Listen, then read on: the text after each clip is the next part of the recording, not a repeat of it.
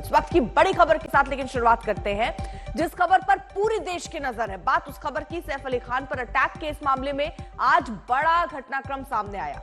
देर रात पुलिस ने सैफ अली खान के घर पर क्राइम सीन रिक्रिएट किया। आरोपी को साथ लेकर मुंबई पुलिस की टीम सैफ अली खान के घर पहुंची। करीब 1 घंटे तक पुलिस ने यह समझने की कोशिश की कि किस तरह आरोपी घर में दाखिल हुआ, वारदात को अंजाम दिया और करीब 1 घंटे के बाद पुलिस आरोपी को लेकर सैफ के घर से निकल गई। सैफ पर 16 जनवरी को हमला हुआ था। उन पर चाकू से कई वार किए गए थे और आज अस्पताल से छुट्टी भी उनकी हो सकती है।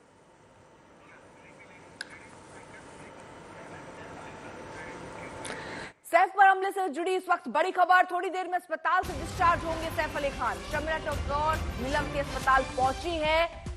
मुंबई से इस वक्त बड़ी खबर। सैफ अली खान जो कि घायल हुए थे और अस्पताल में भर्ती हुए थे, उनकी सर्जरी हुई और उसके बाद आज बताया जा रहा है थोड़ी देर में ही अस्पताल से वो डिस्चार्ज होंगे।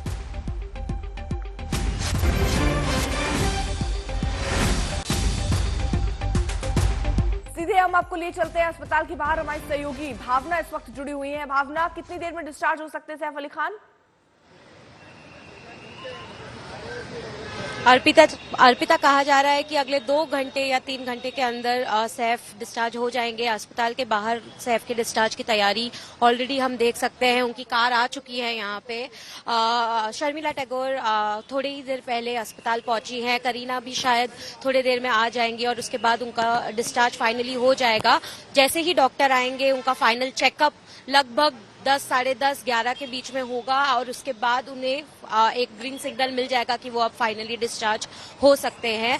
पेपर वर्क लास्ट नाइट ही हो चुका था। अब जो बाकी के थोड़ी बहुत प्रोसीजर्स है वो हो कंप्लीट जैसे ही हो जाएंगे वैसे ही सैफ का डिस्चार्ज हो जाएगा अस्पताल से, क्योंकि थोड़ी ही देर पहले उनकी कार अस्पताल पहुंची है, शर्मिला जी पहुंची है।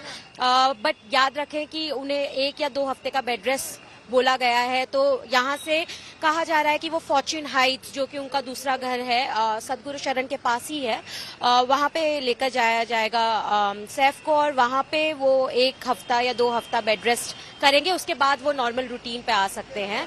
बट अभी फिलहाल आशा है कि 2 घंटे के अंतराल में वो यहाँ से डिस्चार्ज हो जाएंगे लीलावती हॉस्पिटल से।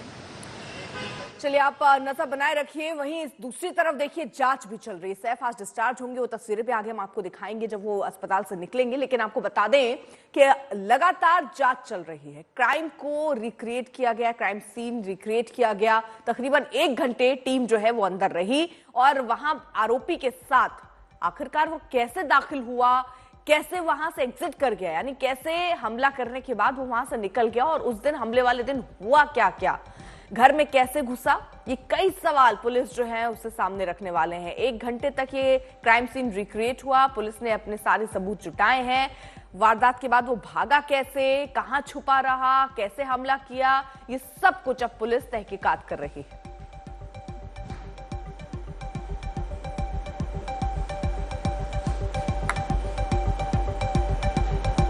इस वक्त हम मौजूद हैं बॉलीवुड अभिनेता सैफ अली खान के घर के बाहर, जहां पर सुबह सुबह मुंबई पुलिस की भारी भरकम टीम यहां पर पहुंची थी। आरोपी को लेकर यह जानने की कोशिश कर रही थी आखिर जिस दिन घटना हुई थी वो आरोपी किस तरह गया था, किस तरफ से गया था और अंदर पूरे जो कई तरह के सवाल उठे उन सभी सवालों का जवाब ढूंढने के लिए मुंबई पुलिस की टीम यहाँ पर आई थी। तस्वीर में देख सकते हैं यहाँ पर आरोपी को गाड़ी से लेकर जाया जा रहा है। सीन रिक्रिएट किया गया था पूरी तरह से, क्योंकि जिस तरह घटना हुई थी उसके बाद मुंबई पुलिस पर काफी दबाव आ रहा था इस मामले को पूरी जल्द से जल्द सोल्व करने के लिए, जिसके बाद मुंबई पुलिस की टीम यहां पर भारी भरकम टीम के साथ आई थी। सीन रिक्रिएट किया गया, एक एक चीज जाना गया, आरोपी से हर तरह के सवाल पूछे गए।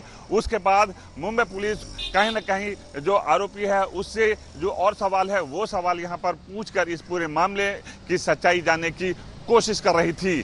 कैमरामैन अनिकेत के साथ एजाज खान, मुंबई, आज तक। तो ये रिपोर्ट भी आपने देखी और हम सीधे लिए चलते हैं। हमारे सहयोगी ओमकार इस वक्त हमारे साथ जुड़ चुके हैं। ओमकार, पुलिस ने क्या क्या वहां पर सवाल पूछे, किस तरह से तहकीकात चली और क्या सबूत हाथ लगे, कोई जानकारी मिल पा रही है? देखो, इस सीन को रिक्रिएट करना इस सब पूरे इन्वेस्टिगेशन की बहुत अहम कड़ी थी और कल से बताया जा रहा था सूत्रों के हवाले से कि अगले 48 घंटे में ये सब कुछ होगा और आज सुबह तकरीबन 5 बजे और 1 घंटा यहाँ इन्वेस्टिगेशन ऑफिसर्स आए थे आरोपी को लेकर और ये पहली बार ही हुआ, क्योंकि अगर इन्वेस्टिगेशन को आगे ले जाना है तो एग्जैक्टली क्या हुआ था ये सब क्लियर होना बहुत इंपॉर्टेंट है। जिस सतगुरु शरण अपार्टमेंट के बाहर अभी मैं खड़ा हूँ, एक 6 से 8 फीट की वॉल आपको ये दिखाई देगी। यहाँ से तो कोई भी ये दीवार को लांघ सकता है, लेकिन अभी जब यहाँ आए थे पुलिस तो उन्होंने पहली मंजिल से जब ये आरोपी ऊपर गया, एसी डक से ऊपर गया, फिर वो 10वें माले तक गया और वहां से उसने इसी डक में से वॉशरूम में एंटर किया और उसके के बाद इस वारदात को अंजाम दिया गया है। आप ऊपर विजुअल्स में देख सकते हैं कि अभी उसी डक में बांबू और प्लाईवुड लगाया गया है और डक को पूरा क्लोज कर दिया गया है। इससे पहले ये ओपन था, लेकिन ये सब रिक्रिएशन होने के बाद और एग्जैक्टली कैसे आरोपी उसमें अंदर गया, फिर उसने क्या क्या किया, ये जो सीक्वेंस है पूरा, ये सीक्वेंस उसने स्टेटमेंट में रिकॉर्ड किया था, लेकिन ये कैसे हुआ ये वहां जाके देखना बहुत अहम था। तो इसलिए सीन को रिक्रिएट किया गया और जिस विंडो से वो एंटर हुआ था वहां उसके फिंगरप्रिंट्स भी मिले हैं।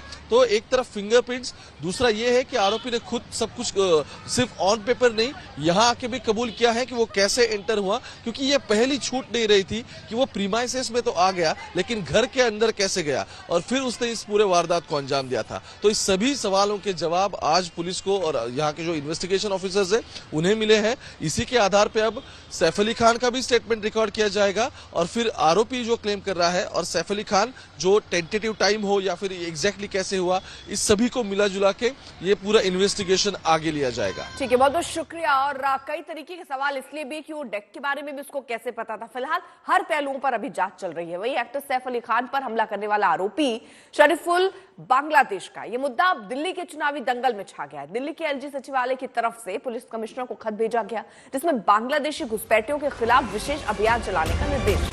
चिट्ठी में सैफ अली खान पर हमला केस में आरोपी के बांग्लादेशी होने का जिक्र हुआ। इस बीच बीजेपी ने आरोप लगा रही है कि सैफ पर हमले को कानून व्यवस्था का मुद्दा बनाने वाली विपक्ष ये अब बोलती बंद है। बांग्लादेशी घुसपैठियों और रोहिंग्यों के मुद्दे पर बीजेपी खासतौर पर आम आदमी पार्टी और कांग्रेस पर निशाना साध रही है।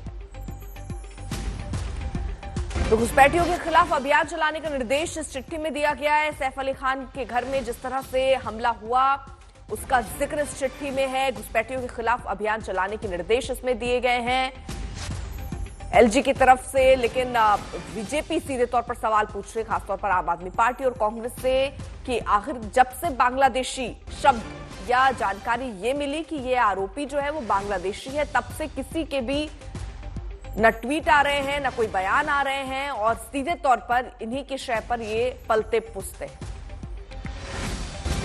देखिए, ये सच्चाई है और दिल्ली के अंदर क्या पूरे हिंदुस्तान के अंदर थोड़ा क्राइम जो बढ़ रहा है वो इसमें बहुत बड़ा कारण है कि रोहिंग्या में बसे हुए जो रोहिंग्या के लोग जो यहाँ बसे हुए हैं वो बहुत बड़ा कारण है। दिल्ली उससे किसी छिपी हुई नहीं है। भारतीय जनता पार्टी पिछले कई सालों से मुद्दा उठाती हुई आ रही है कि इनको देने का काम दीदी और उसका भाई, दीदी कलकत्ता के अंदर और भाई उसका यहाँ दिल्ली के अंदर, उनको बसाने का, उनको सुविधाएं देने का, उनको पैसा देने का, उनको तमाम सुविधाएं देने का, घर देने का काम जो कर रहे हैं ये दीदी और भाई मिलकर कर रहे हैं।